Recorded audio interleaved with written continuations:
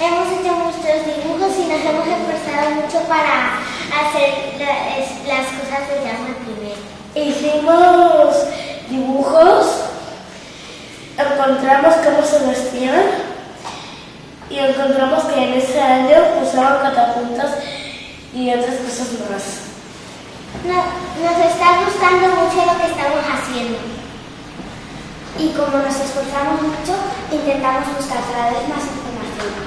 Nuestra profe de música, Lisa, nos estaba enseñando cada vez.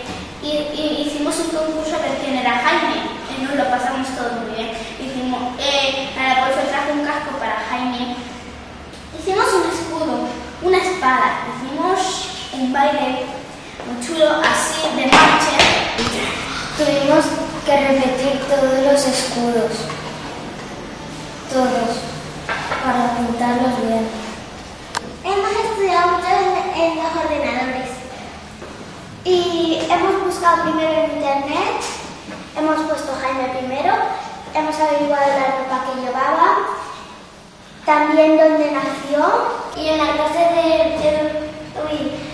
internet, que es la clase de los ordenadores, estuvimos buscando si era buen rey y que aunque él no fuera a la escuela, era para los demás era muy simpático. David me lo está diciendo todo. Cuando él solamente tenía 5 años. Eso lo tenía que decir yo. En las catapultas, profe, catapultas.